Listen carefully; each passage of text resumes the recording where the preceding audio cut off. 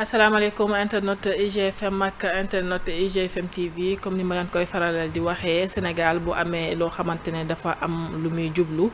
dañuy jël ñi nga xamante ne ñoom ñooy spécialiste ci boobule matière daal di koy ñëw teg ci suñu plateau Sénégal nag am rendez-vous ak histoire ndax 17 novembre bii ñuy ñëw dañuy daal di def li nga xamante ne moom mooy élection législative moo tax nag ñu jël ko xamante ne kàngam la ci politique waaye te kàngam la ci li nga xamante ne moom mooy élection législative ak lépp lu jëm ci pencum ndawu réew mi ñu daal di koy jël def ko suñu invité tey ci IGFM TV sans plus tarder ñu introduire ki nga xamante ne moom mooy suñu invité moom mooy honorable député Doudou Wade honorable ñu ngi lay nuyu. soxna si maa ngi lay soxna Kya Thiam maa ngi lay nuyu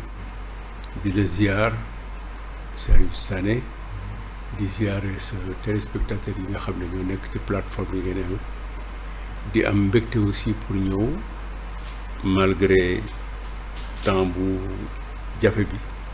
ma ñëw fi pour ci émission bi j'avoue que dama fi ñëw avec beaucoup de plaisir parce que je pense que ce sera une très bonne émission et parce que attirer nga sama attention ci lu bari mais je ferai attention beaucoup attention à Pape Cheikh.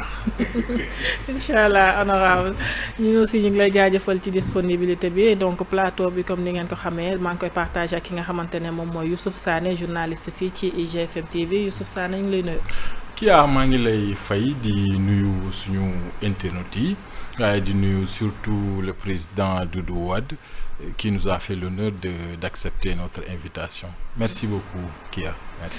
alors sans plus tarder ñu dugg ci li nga xamante ne moom mooy émission bi ñu nekk ci plein campagne électorale ñu gis coalition yu bari commencé nañoo génn wane seen bopp ñii dugg nañ ci biir réew mi pour mën a wax li nga xamante ne moom mooy seen programme ki la di suñu invité tey nag mu ngi bokk ci coalition bi di coalition Soppi alors honorable naka campagne bi nu mu demee. waaw campagne bi commencé nañ ko ci jàmm mu ngi déroulé def nañu une semaine tey la ñuy entamé nañ démb deuxième semaine bi parce que dimanche la woon am na ay rëq-rëq am na ay coow discours yi bari na am na ambiance et puis nit ñaa ngi dem di vaquer à leurs besoins ñii ngi liggéeyi ñii ngi jàngi ñu ngi doxi ngoonte bon ñi nekk ci loolu ñu ngi sant yàlla ñi nga xam ne dañu ci am ndog bu leen dal yàlla na ñu ngi leen di masawu mais campagne yi mu ngi dox ku nekk yaa ngi koy doxal ci sa façon parce que ñeent fukk lañu ak benn liste yoo xam ne ñoo tasaare ci réew mi ku nekk nag ak ni ngay tojee sa bopp jinax. alors honorable nga bokk coalition bi di coalition Soppi coalition bi nag buñ ko déggee déjà dafa am parti bu ñuy fàttali waaye buñ ko gisee dafa am parti bu ñuy fàttali mën nga ñoo expliquer un peu différence coalition Soppi ak parti bi nga xamante ne moom mooy parti démocratique sénégalais. bon parti démocratique sénégalais ak Soppi kenn mën leen tàggale parce que ñoo ànd parti bi moo meññ Soppi parce que parti bi mu tënkoo ba juddu mu ngi tudd le parti du changement mais comme parti la woon boo xam ne dafa ubbeeku d'abord ci biti parce que borom daf ko tëgg ak ay nit yi mun a àndaloon moom juriste la moo am ay professeurs yu ci nekkoon am journaliste yu ci nekkoon mais aussi am sociologue ñu tëgg ko ci façon bi nga xamee ni bii ni politique doxee parce que kenn du inventé waat roue ni Senghor fexe ba pénétrer les masses laborieuses contrairement ak ñi nga xam ne ay parti de gauche la ñu àgguñu foofu ñu seet ne gonte bon suñu parti dafa war a dem ci ñi nga xam ne ñu ngi ci biir àll bi ñooñu nag bi ñu dajeek ñoom kenn ci ñoom moo mës a wax ne ñu ne changement rek mu ne mooy changement du mooy soppi alors consonne ñaari consonne yooyu Soppi boobu ñaari syllabe yooyu et nekk nag benn slogan nekk cri de l'arriment nekk cri de guerre nekk cri de conquête nekk aussi cri de victoire moo tax ñun ñu tudde suñu bopp coalition Soppi mais pourquoi coalition Soppi te PDS tuddul coalition Soppi parce que dañuy seetlu ne at yi passé yëpp dañuy am ay élections yu ñuy manqué def nañu élection rurale municipale locale ñu absenté sur pratiquement plus de 150 localités moo lay wan ne doo am majorité ci dëkk bi yoo xam ne teewuloo fa ñu dem présidentielle manqué rendez-vous bi 2019 manqué rendez-vous 2024 ñu toog di ñu wax affaire u 2029 avec le même candidat ñu ne déedéet dañuy toogaat seetar suñu bopp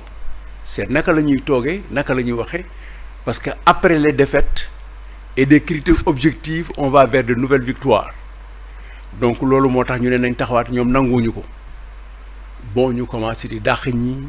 mal interpréter le règlement intérieur di def lu leen neex ba parti bi jaxasoo ñun nag ñu bañ parti bi fay d'abord ñun dañuy manqué de dignité dañuy jàpp ne dignité bi PDS am nekku fi woon 1974 ba fi ñu toll PDS day dem élection 76 ba léegi di am groupe parlementaire indi l'opposition parlementaire à l'Assemblée apporter aussi la participation d'un parti à un gouvernement ñaari yoon terewul nga génn dem deri élection indi alternance démocratique engager toutes les réformes yi nga xam ne moo tax réew mi ubbeeku yokku benn exemple doy na ci télévision bi ñu toog alors maintenant bi loolu amee ñu ne ñun ngoonte boon du ñu bàyyi parti bi soox ngoonte il faut ñu garder dignité parti bi ñu jóg pour régler loolu ci biir parti bi jóg pour que suñu règlement intérieur bi nga xam ne mooy suñu charte fondamentale te ñu def ko 1974 te yu bari am ci te nit ñi xamuñu ko ma jox ci ñaar rek ci suñu règlement intérieur ñu ngi ciy wax ne bu ñu demee élection présidentielle parti bi am na sañ-sañu laaj candidat am ne ko wax ñu ñaata alal nga am boobu temps déclaration de patrimoine amul mais ñun ñu ngi ko tuddee déclaration de fortune mais fi mu nekk amul élection uninominale boo xam ne dañuy fal benn nit wala des listes buñ ko defoon tey ñun du ñu changer suñu règlement intérieur parce que mu ngi ci depuis 1974 waaw parti boobu nag Abdoulaye Wade jiite ko ak li mu def ci Afrique ak yëpp patrimoine boobu du patrimoine u PDS patrimoine u Sénégal la patrimoine u Afrique la patrimoine u monde la ñun ñu ne loolu nag dañ ko sàmm ñu ànd nag pour sàmm ko biñ ko amee nag commencé di ko dox ba yàgg élection yi dab ñu waaw législative parce que élection yi dañ ko prévoir woon pour 2027 mais malheureusement ou heureusement les uns pour les autres alors ñu dissoudre Assemblée nationale te lii aussi nekk loo xam ne lii bi Sénégal amee indépendance ba léegi texte boobu musu fi jóg article bi mu ngi fi woon mais kenn musu ko def ngoonte woon mu nekk lu bees nag bu bettee toute la classe politique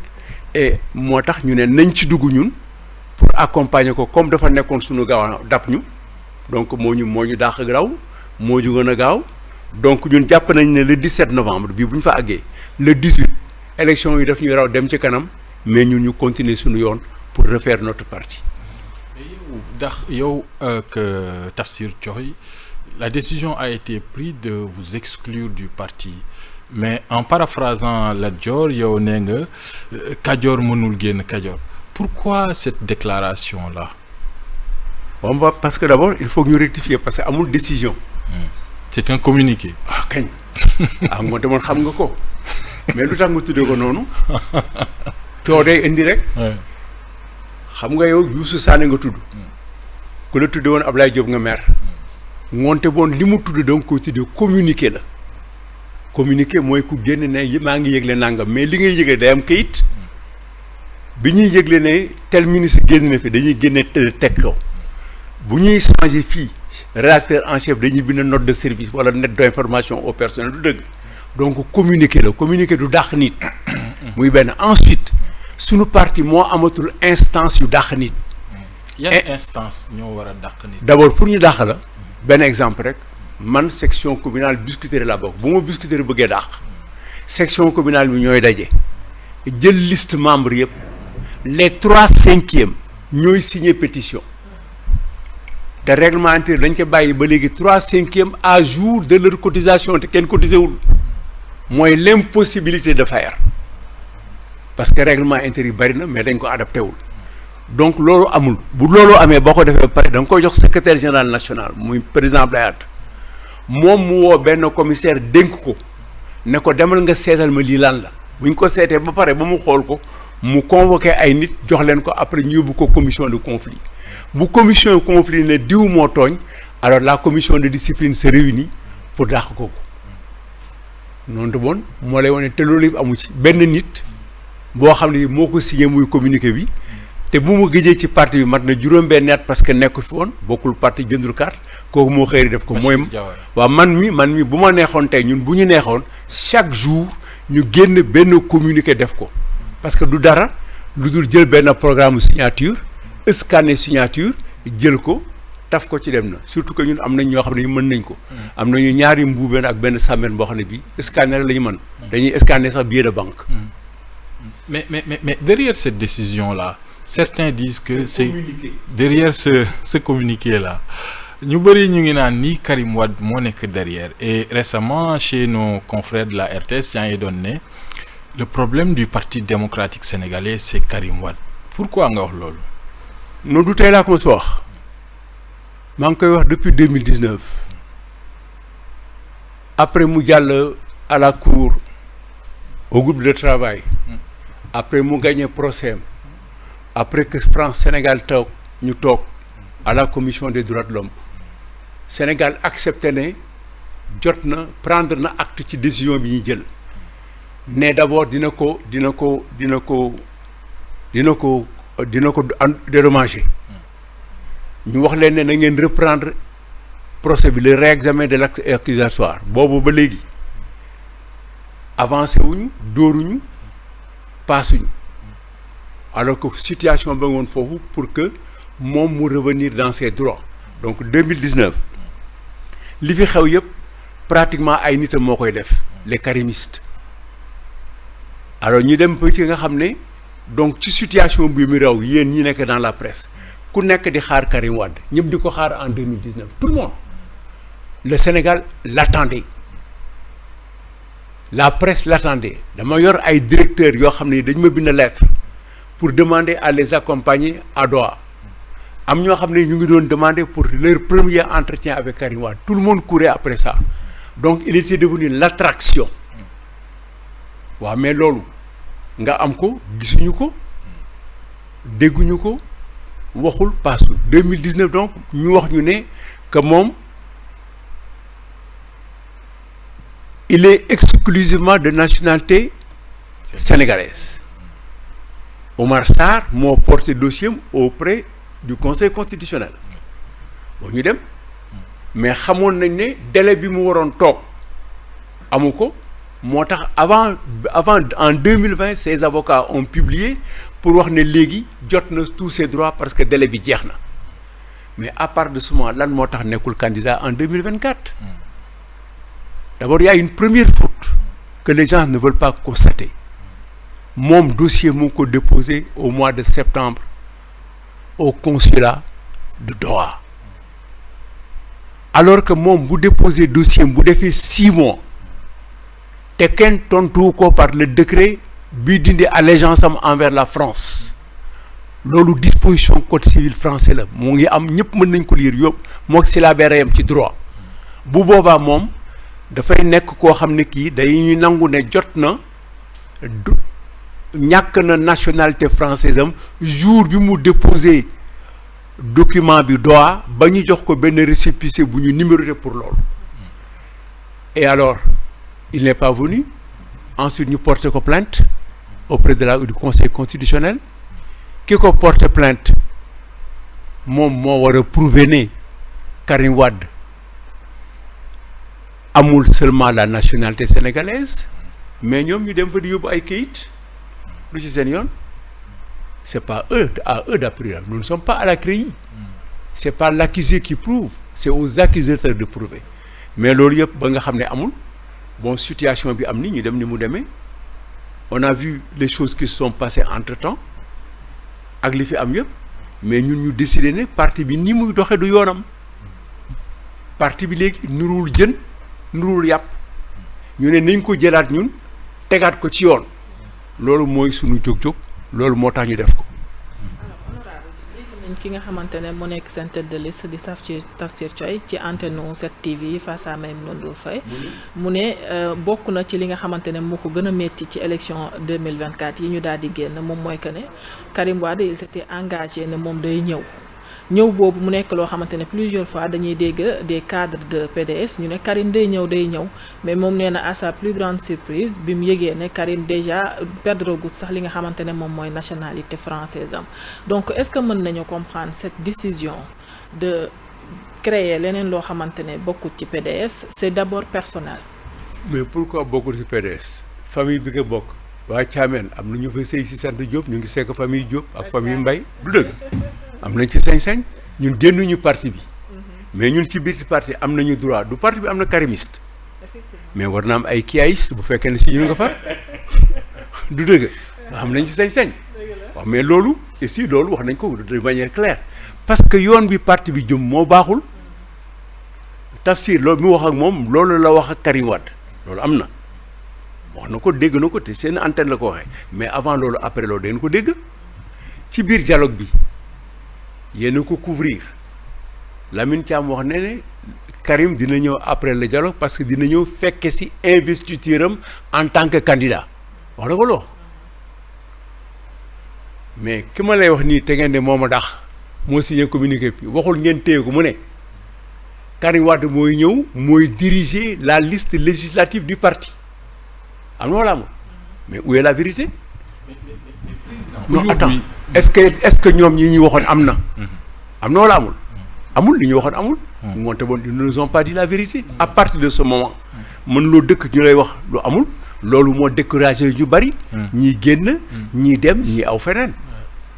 Woré Sarr aussi elle a évoqué la même chose. Alors président, aujourd'hui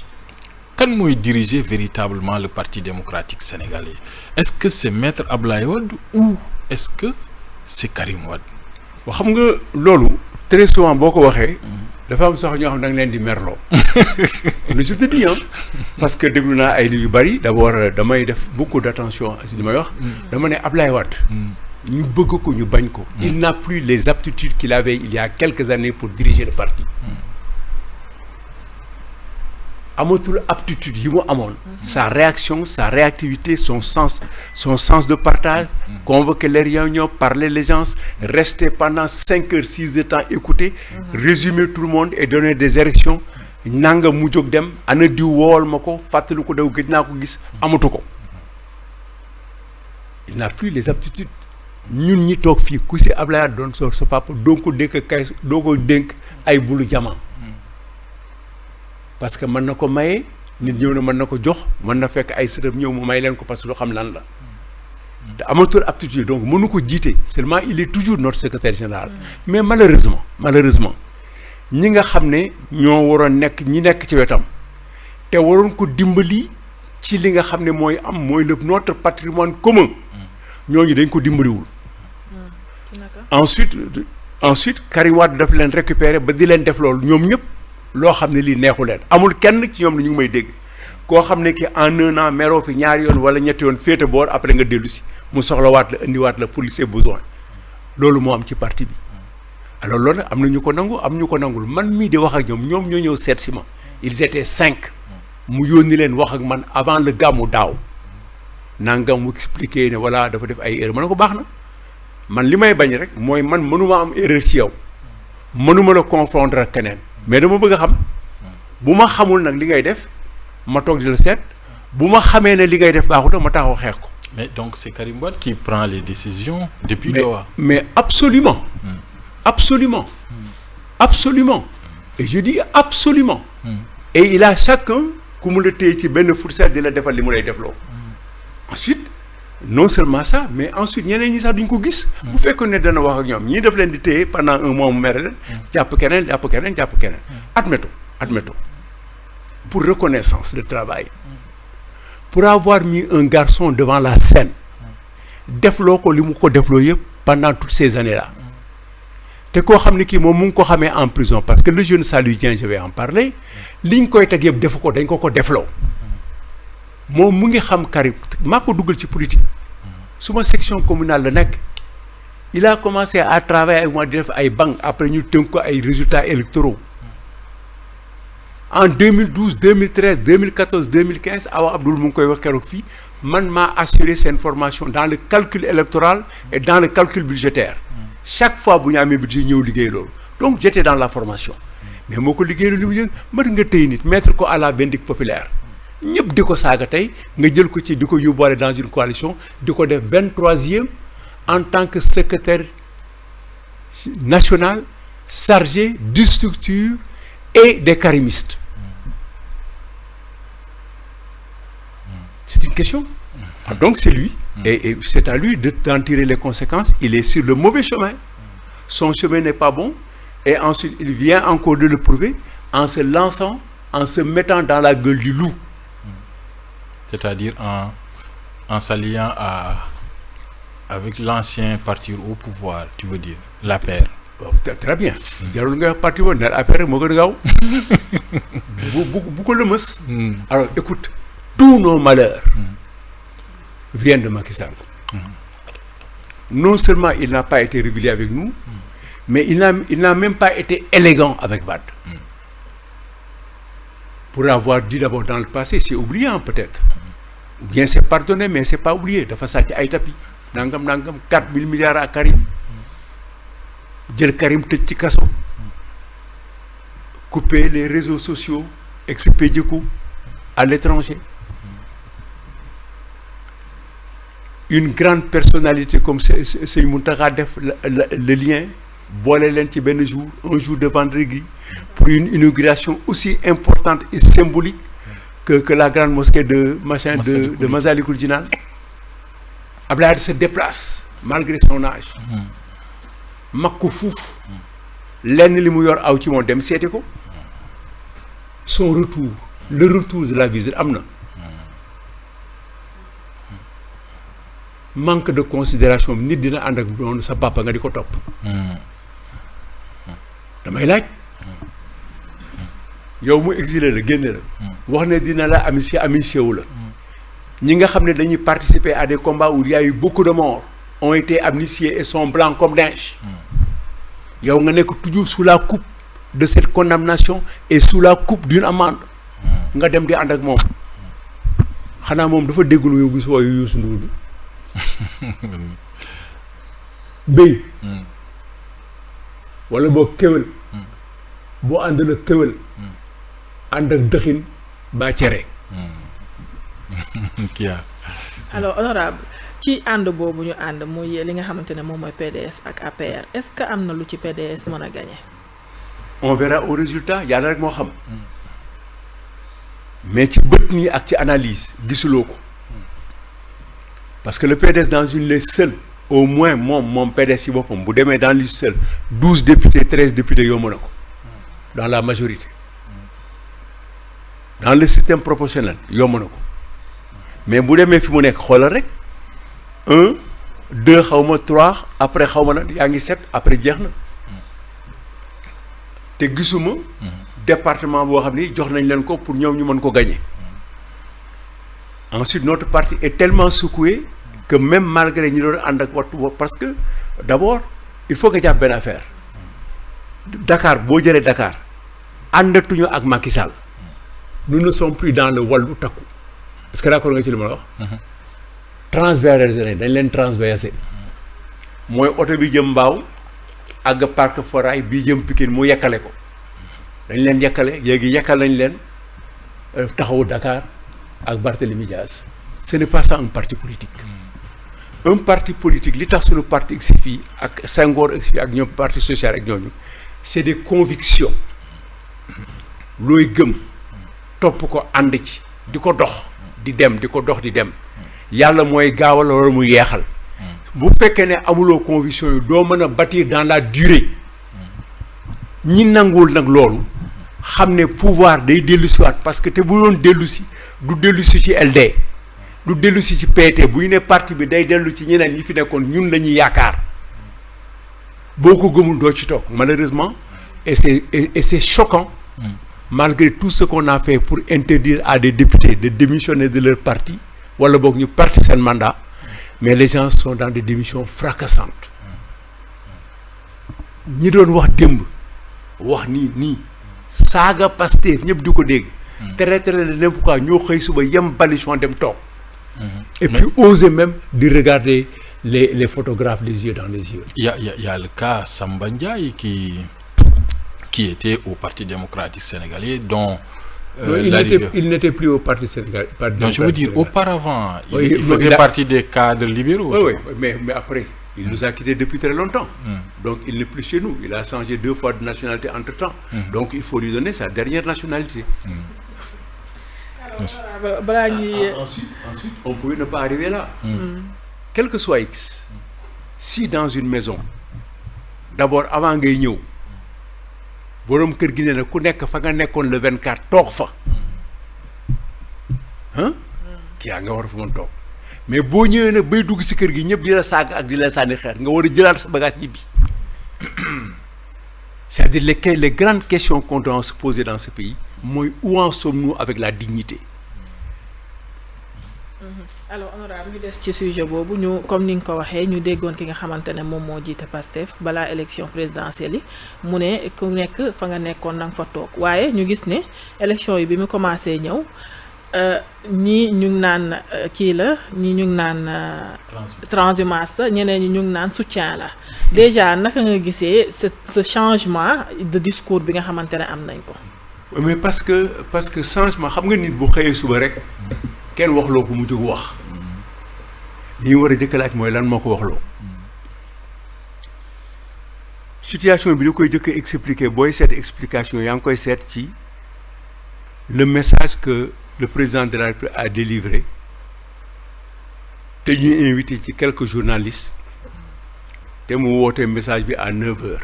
9h02 d'ailleurs 9h08 la commencé lu rare la yusu ci en matière de communication télévision pour des autorités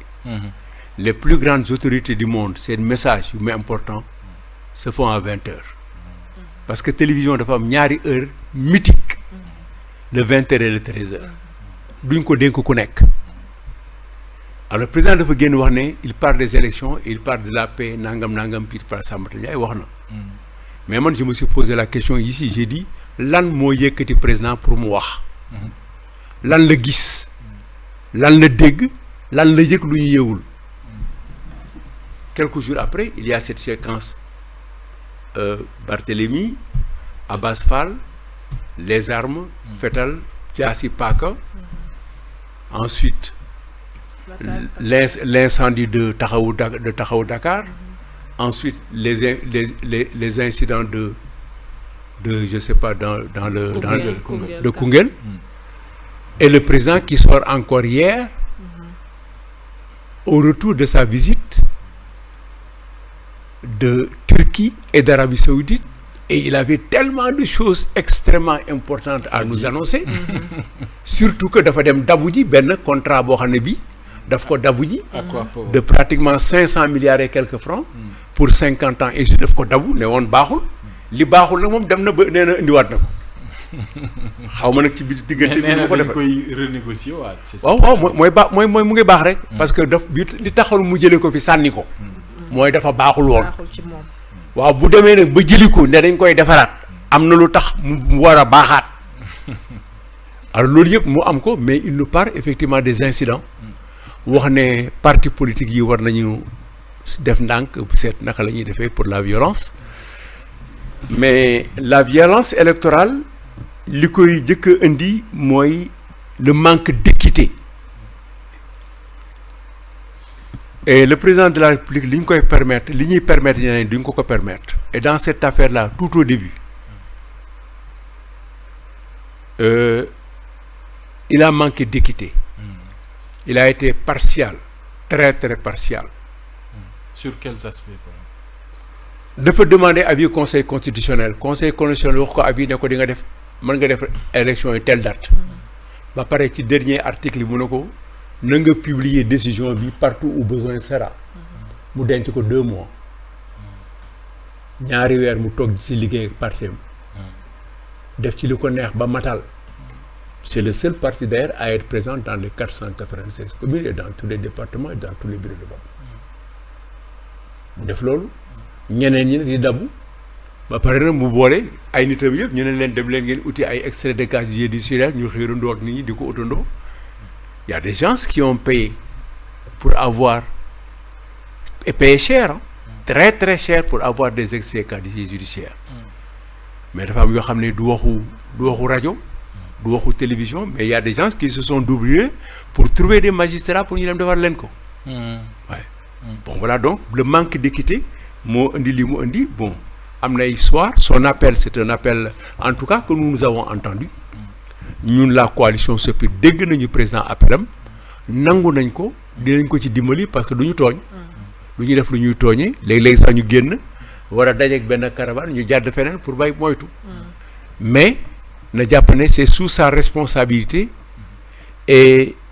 bi loolu amee ba pare ces hommes n'ont pas tiré les conséquences qu'il faut et n'ont pas agi en homme d'État. Abbas Fall waru woon fanaan këram.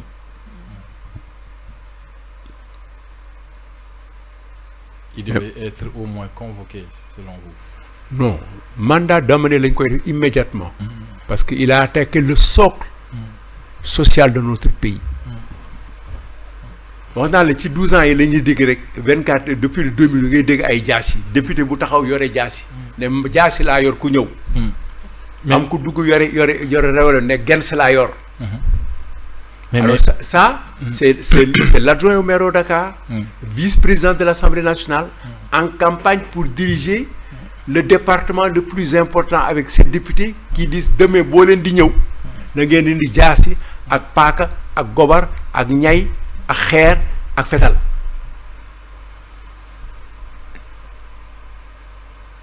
Voilà la situation. Alors honorable kon mën nañoo analyser comme quoi dafa am 2 poids 2 mesures parce que semaine bi passé rek bi incident yi amee. fi nga xamante ne man gisuma 2 poids et mesures man benn poids rek laa gis ak benn mesure mooy li mu def. parce que relevé nañ fa ñaari commissaire ndax nee nañ li nga xamante ne moom mooy convoi ki nga xamante ne mooy leader Pastef de surcroît nekk premier ministre waruñu ko attaqué. waruñu ko attaqué. mais ngoonte ba koy non ñoom loolu mooy problème bi ñoom dañu bañ ñu jàpp ki ñi ko attaqué. parce que bu fekkee ne ñooñu ñoo war a jàpp ñu ko attaqué. ñoom nga jàpp leen ñoom ngoonte ñoom fu ñuy gisee ñu ko attaqué. mais dans le cortège même du président de Pastef Ousmane Sonko durant ces incidents de Koungheul gis nañu ay jaas yi ay fetal au moment où le ministre de l'Intérieur avait signé le décret d'interdiction du port d'armes durant la période électorale. Est-ce que ça aussi c'est normal? Mais Youssou, du gis nañu. Du gis nañu, c'est pas le mot qui convient. Gisati nañu. Gis nga ko? Tu oublies le numéro 19 là en maillot rouge bi yore mitraillette après dugg ci auto police. Gis nga. Quand le président Macky Sall disait qu'il y a des forces spéciales dans notre pays, que suñu pays am na fi nekk, ñu rey 81 personnes. Mais ces événements-là sont encore vivaces sur un esprit. ñan la woon les militants du PASTEF et l'État sénégalais. ñoom la doon les principaux acteurs et les victimes ce sont les populations. moo tax bi ñuy wax naan ñun ñoo leen yóbbu fett ci hôpital yi faj leen mais hôpital ku fa dem di faj nit ak di ko jëndal garab ak di ko seeti di ko daal mooy parce que yaa ko gaañ wala yëg nga ne gaañu na ku yónni sa nit nag ci loolu bu gaañoo nga dem fekk ko fa. Voilà la situation et cette situation là mu ngi fi dañagul c'est une situation latente parce que au moins xàmme nañ ci ñaar il suffit de prendre vos caméras parce que bu leen neexee ñi xam télévision boog ñun bu ñuy ñëw ci yu mel nii bu ñuy solee si dañuy am benn tâche bu nekk ñu ne bëggoon ñu ne ma déet caméra bi da koy jël donc seen caméra yi lu ñu mënul génn bu leen neexee sax point fiilu sa yére bi ñu génne ko ngoonte bon il suffit tout de suite de l'identifier par la police et par tout le monde mais on n'a pas voulu l'identifier et on ne veut pas l'identifier mais am na ñu xam turam ñu ko wax gis ngeen ko au devant yore jaasi yore fetal dans le cortège du premier ministre président de parti qui a sous sa coupe le ministre de la justice, le ministre de l'Intérieur, le ministre des forces armées et pourtant qui pouvait prendre des décisions dans cette situation-là à régler la situation et même à faire des interdits parce que ne cortège bi daf fi jàll ñoo xam ne loolu aussi pour am jàmm la. ñu des ci wàllum yoon ba tey démb ki nga xamante ne moom mooy leaderu Pastef mën nañ ko waxee noonu ci meeting bi mu amoon foofu ci Ziguinchor évoqué na dossier ki nga xamante ne moom mooy général Kandé dem ba naan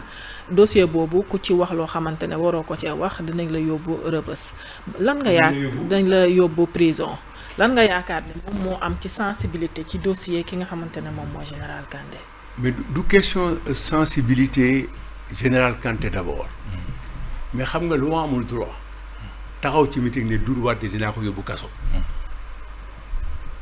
moom amul ci droit moom du moom moo yóbbu kaso bi moomu ko yorul caabi yi te moom war na ko xamal boppam parce que bu yoroon caabi yi yore kiy décider dem kabo ngoonte moom du dem kaso du droit xel la rek xel du droit donc amul ci droit du cëram moom passé na loolu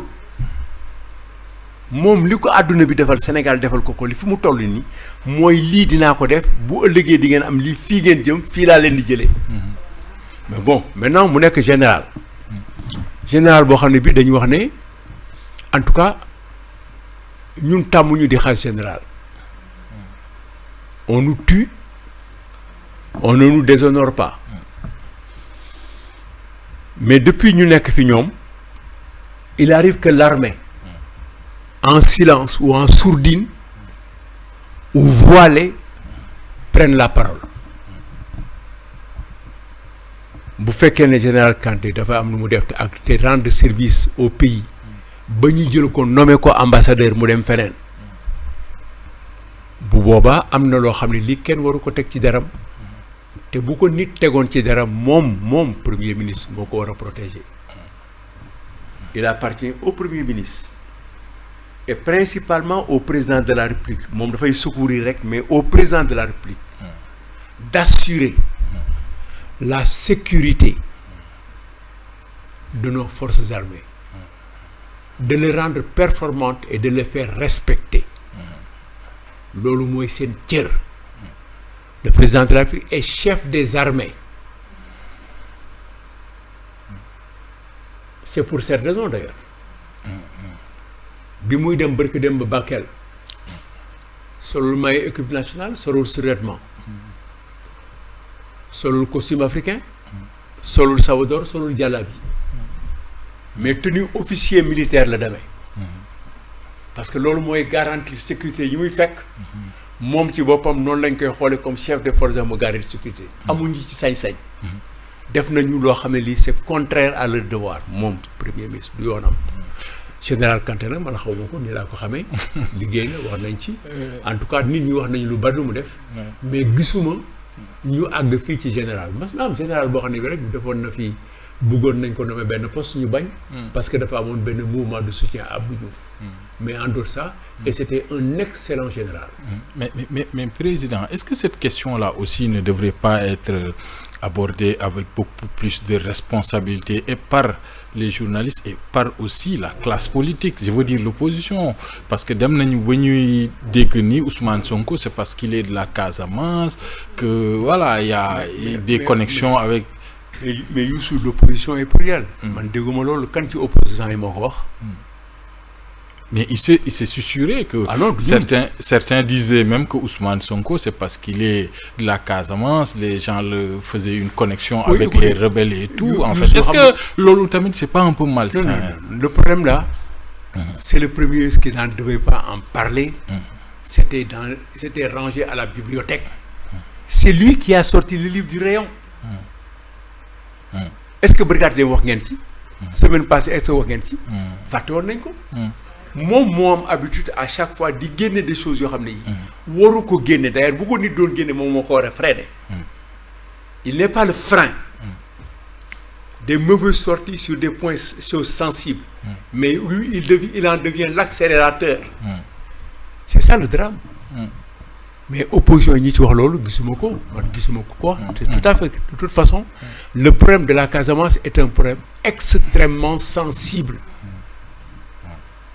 et sensibilité bi maa ngi ko xam ci benn bés boo xam ne bii dañu nekk en procès au tribunal sur des problèmes de deniers publics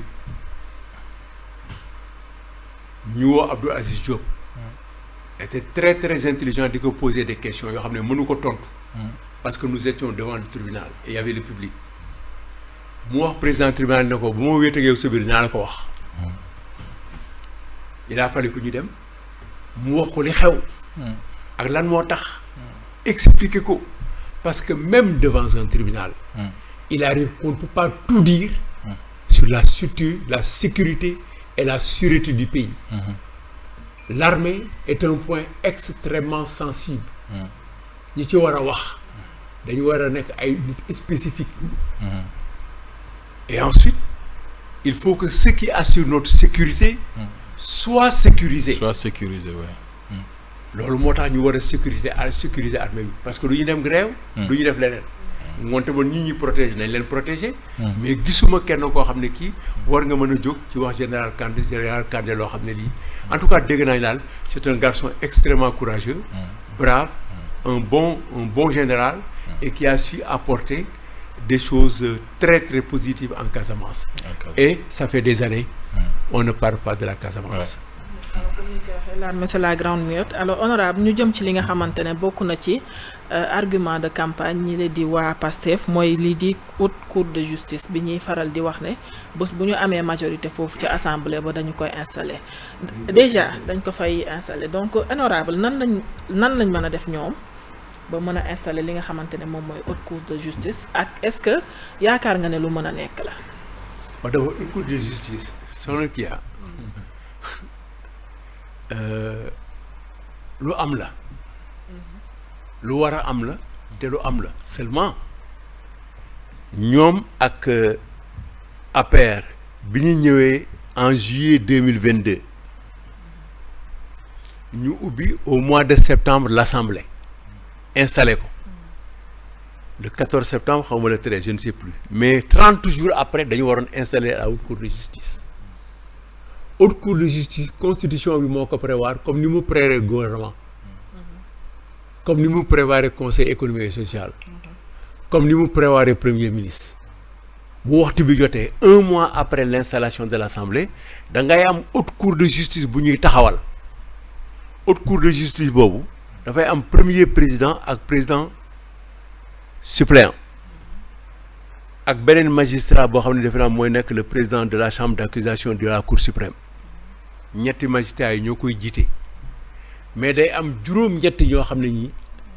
am na ñu leen di député mais dañ leen di tànn ci député yi mais ay juré la ñuy doon ñooñu ñooy ànd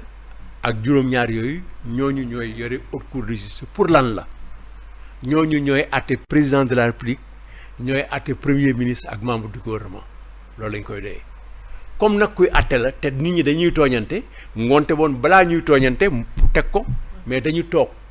législative bi ba léegi ba bi ñu fi jógee amuñu haute cour de justice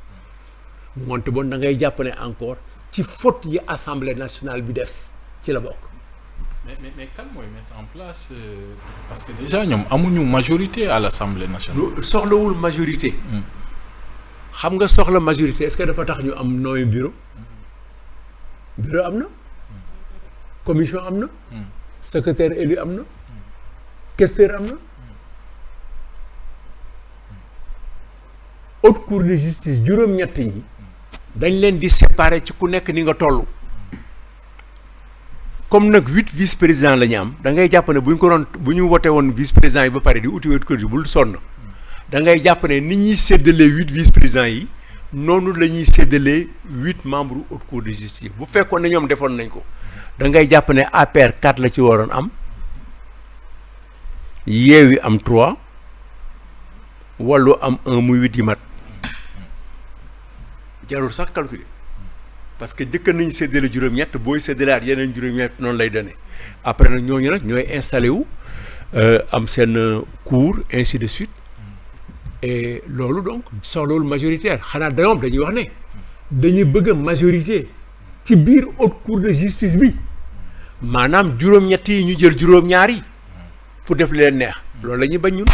mais ñoom bu ñu amee majorité ci haute cour de justice bi ban impact lay am. je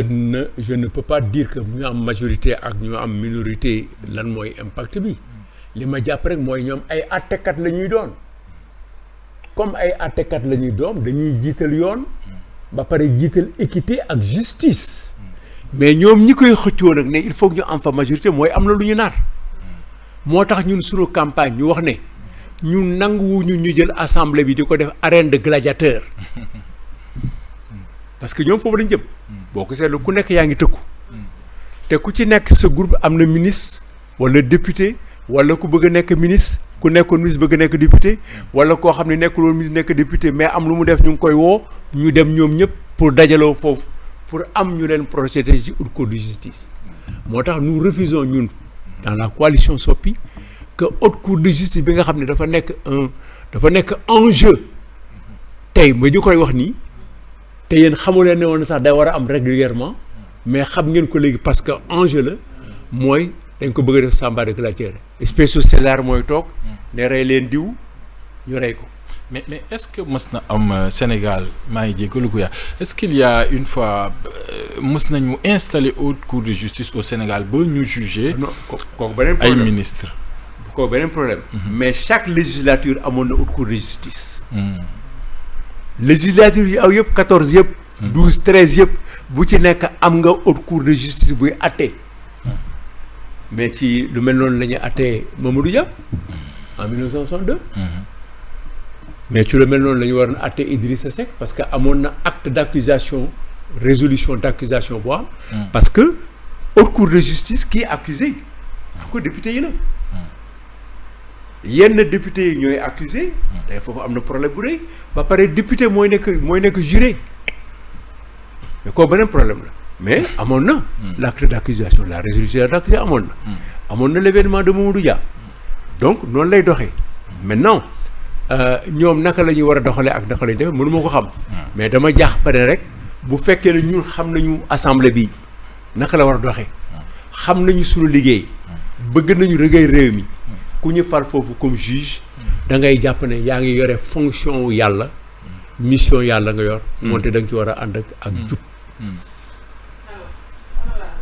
tey jii bu coalition Soppi amee majorité foofu ca assemblée nationale lan la ñuy war a xaar ci ñoom. la coalition Soppi du ma leen nax mënul nekk majoritaire am na ñoo xam ne ñu benn l'islam boo leen ko waxoon ñu wax la ko parce que pour nga nekk majoritaire boobu il faut nga présent sur tout le territoire. et nous ne sommes pas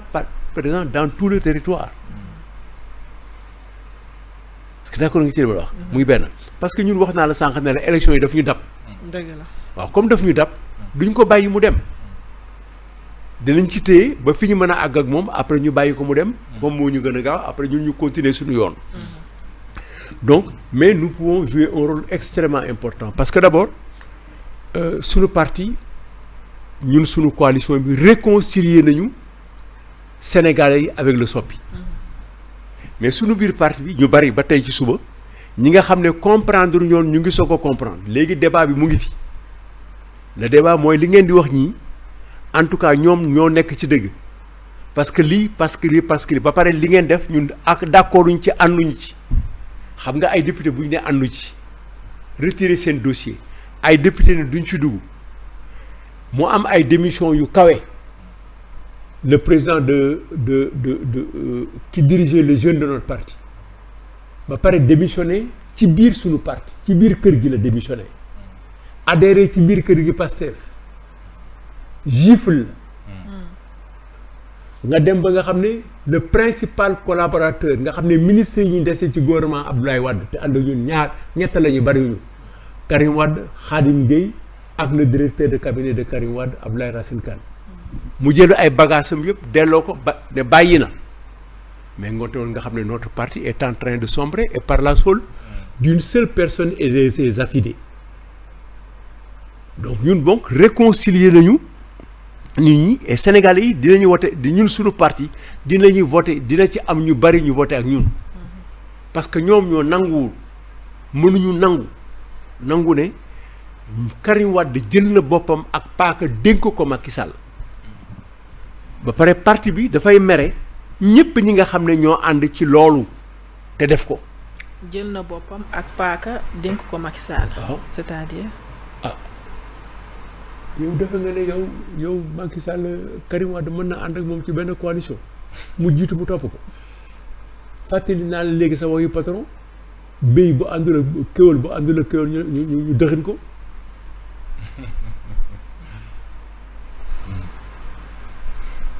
alors président pour yow lan mooy enjeu législatif aujourd'hui pour le parti au pouvoir c'est peu probable mais si Pastef arrivait à ne pas avoir la majorité à l'Assemblée nationale yan conséquences lay am sur le plan par exemple le vote de la loi de finances initiale le vote des réformes et tout. dama bëgg ba tenir benn affaire. mooy Pastef dafa am un droit. et une légitimité. à aller chercher la majorité. syndicats yi ngeen am fii. bu fekkee ne am ngeen ñaar dañuy soxla majorité. Jaraaf ak Casamance ku nekk dafa bëgg jiitu. julli yi dañuy bëgg ñoom ñëpp dem àjjana. majoritaire fa. nekk fa sax ñoom kenn. donc majorité daf koy uti parce que ku nekk pouvoir di nga ko ut.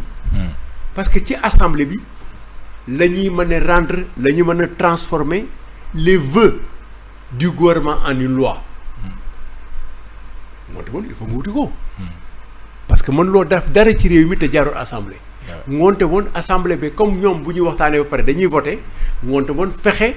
ba ñu voté la li nga bëgg dafay baax.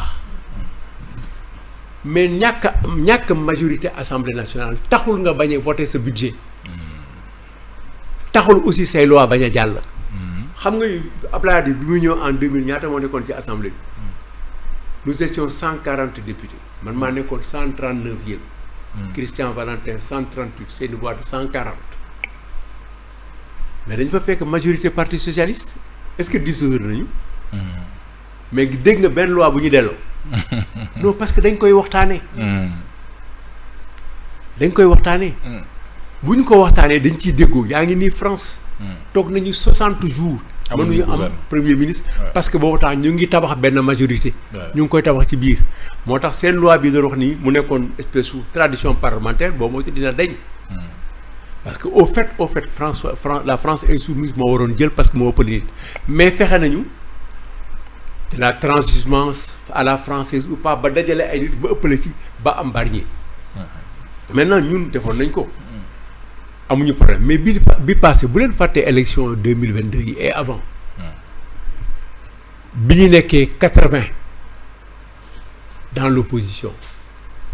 82 au pouvoir et 3 non inscrits Ousmane Sonko lu ma waxoon avant les élections Sénégalais yi ku leen wax ne opposition bi warul yor majorité daf leen di nax jox leen majorité opposition bi parce que loolu mooy dox réew mi bu ko defee président bi nekk un président fort. vous lui retournez ces mots. waaw mais c'est-à-dire que dañu amul limite ci li ñuy wax. dañu amul nuance. xuloon na ci saaga na ci def na ci lu nekk. def na ci lu nekk du wax na wax a wax ba gars yi génn assemblée bi bàyyi ko ak moom. tey nag nee na obligatoirement une majorité man wax naa ko ne am nga sañ-sañu ut ko. mais bi ñu nekkee 82 83. 82 80 ak 3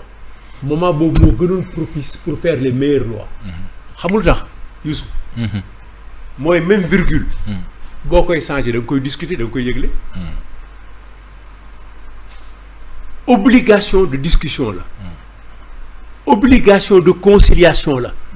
parce que boo indee texte bi ne lii nga bëgg ñun dinañ ne lii la ñu bëgg. bu boobaa on arrive à trouver des consensus moi c'est ce qu'a réussi Borne. à chaque loi il a trouvé une majorité pour avancer. bu ko mënul ba mënul mu jël le 49.3 obliger la loi à passer d'office. donc majorité moo gën. mais boo amul majorité da ngay am force de décision. parce que amatuloo ce que l'on appelle la majorité mécanique elle n'est jamais mécanique d'ailleurs. elle peut être comme elle n'est pas elle est peut-être électronique ou je sais quoi. mais il y a ce qu'on appelle les majorités intelligentes. c'est quoi? c'est faire en sorte de discuter avec l'opposition et toutes les parties prenantes ci assemblée bi ba yow li nga am mu jàll. donc majorité baax na il faut ñu wuti ko mais moom ni mu soxlaa majorité noonu la opposition bi soxlaa majorité aussi mais c'est pas parce que la majorité est dans l'opposition que l'opposition aura un premier ministre ça c'est une mauvaise lecture de ñi ko wax c'est pas ça. alors honorable yaakaar naa ne ñu ngi ci cappaandaw émission bi alors honorable duñ la fi am ci plateau bi ba nga jógee fii te duñ la interpeller ci li nga xamante ne xew na fii ci week-end bi mu nekk la deuxième fois mu ñu koy dégg muy annonce décès ki nga xamante ne moom mooy Maître Abdoulaye Wade mu nekk loo xamante ne Sénégal naqaru du Sénégal kese sax waaye Afrique yëpp naqaru lañ ko ndax kii di Maître Abdoulaye Wade monument la d'ailleurs sax comme ni ma koy faral di waxee ñun suñu génération bi ñuy gimmeeku ci politique biñ déggaan Doudou Wade dañ daan yaakaar ne mbokk la ci ki nga xamante ne moom mooy Abdoulaye Wade donc naka nga yëgee nouvelle boobu ak ban réaction nga ci am. bon j'avoue que Abdoulaye Wade moom suma mbokk la effectivement parce que suma rakk bàyyi la. parce que sama bàyyi ñoo bokk ndey ak bàyyi. ensuite suma xarit la. suma xarit la ma am yërmande trop ci moom. parce que xam exactement li mu gàddu li mu yenu am nag lu ma xam tuuti ci parcours am un parcours intellectuel extraordinaire ba pare mu nekk nit koo xam ne comme ni ñu doon wax nitu consensus la consensus je pense que seen xarit bi tudd Ablaye Cissé mu ngi ci liggéey defe naa ne ci benn téere boo xam ne bii moom ak Mokhtar Mbow ñoo ko bind en 1980 pour wane ne pays en développement yi du point de vue politique bu ñu amul ay consensus fort du ñu avancer alors li am nag te ñu annoncé décembre c'est vrai man bi ma yeewoo ci suba gi dama jaaxle bi ma jamee di dem fajar gi laa gis la plupart des appels que j'ai eu entre 1h et 2h ay journalistes lañ ensuite des journalistes de nom des directeurs de publication des professeurs de radio chacun s'inquiétait xaw ma lan la mais ma bàyyi ba bërset mais suma xel xawoon na ñaaw mais xalaatuma woon ne dafa génn àdduna je savais pas ce qui s'est passé bon mais xalaatuma ko woon parce que lii benn garde de corps wax ay suma ay mbokk yu fa demoon mu ne leen yéen da ngeen war a jàpp ne bu fekkee ne góor gi génnoon na àdduna Doudou Wade dina ko yëg te dina leen ko yëgal mais je vous renvoie rek à cet article de RFI sur son site bi mu defoon en décembre 2022 je pense Abdoulaye ne je suis le seul à dire que je ne suis pas mort xam nga moom dafa neex quoi alors donc dara jotu ko yàlla jox na ko ay at nag li ma waxoon léegi mais il est en bonne santé il est en bonne santé il vit la santé bon il n'a pas il n'a pas les mêmes aptitudes physiques il fait ce qu'il doit faire il travaille à son rythme en fonction de ses nerfs yàlla may na ko loolu am na ay nit yu baax yu ko jege yu nekk ñoom d'ailleurs maa ngi profiter di leen nuyu di leen sant di leen gërëm di leen ñaanal yàlla na yàlla guddal seen fan parce que dañu am attachement bu rëy boo am ci yoon boobu attachement nga am boobu la keneen am maa ngi xuloog sa benn consoeur boo xam ne dafay def émission kenn ne ko Abdoulaye Wade wax benn affaire rek mu commencé rek bëgg wax rek génn ñaari mots rango ñi bëgg a rot bi mu pare moo ko ma ne ko tu n'es plus la grande journaliste que tu étais parce que mënuloo yow ñuy wax ñeneen ñi te ku wax Abdoulaye Wade nga mer bay jooy dafay am donc nous lui gardons toute notre affection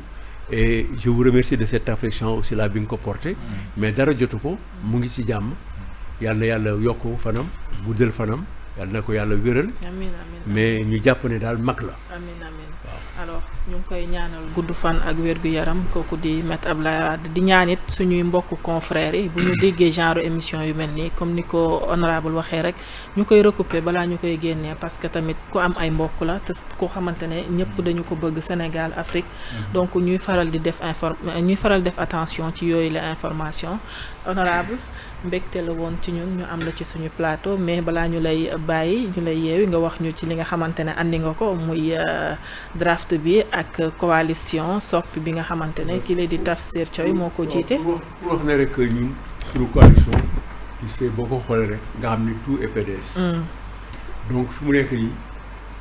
mooy li ndaw si wax rek sëy bi dama koy sëy dama koy sëy bu joxee dépense ma sëy bu joxul ma dépense ma sëy bu dóoree ma sëy bu dóoreewul ma sëy lenn laa ci xam du bugguma dee bàyyi ko fi te bu woowee ma topp ko moo tax woon sëy bi ñu dañ koy sëy mu ngi nii vert de victoire bi mu ngi nii moo nekk fii couleur bu jaune yi bleu yi li nga xam ne yëpp moom la ñu doon bañal parti bi parce que parti bi bind nañu lettre ministre de l'Intérieur ne nañu génne lii. effectivement mais on a gagné tous les combats ba bulletin baa ngi nii. liñ ci jublu rek mooy ngeen jàpp ne seen parti mu ngi dund. garab la boo xam ne reen yi xawoon nañu sonn mais ñu ngi koy waxi dinañ ci defaat beneen suuf def ci engrais def ci ndox ñun ñëpp nag ñu bokkaat ko ñi nga xam ne ñoo ci nekk ñi mer toog ñi mënul wax ñi ragal a wax ñi ñeme ñëpp ñu dajalewaat pour construire un parti fort, le parti de Abdoulaye Wade qui fait sa fierté et son bonheur. Merci. Youssouf ñu bàyyi la nga. Kia maa ngi lay jaajëfal di wax ni on a eu du plaisir à partager ce plateau avec Doudou Wade qui est un homme politique charismatique mais surtout aussi un homme de science parce que ñëpp xam nañ au Sénégal fii quand tu parles de la question parlementaire Doudou Wade est l'une des personnalités les mieux indiquées donc ñoo ngi koy remercier d'avoir accepté et d'être venu ici sur notre plateau merci beaucoup. C'est moi merci surtout qui a dit à Pape Cheikh que j'étais venu avec Ibrahima Diallo hein. D'accord dina ko dégg inchallah. Et ba pare nag avec la complicité de sëñ Modou Fall. Merci. dinañ ko dégg inchallah honorable alors internet IGFM ak internet IGFM TV tey mbégte la ñu amoon ci suñu plateau bi kii la di honorable député Doudou Wade nekk ci coalition Soppi donc ñu leen di jox rendez-vous très prochainement ci yeneen i plateau yu mel nii jërëjëf.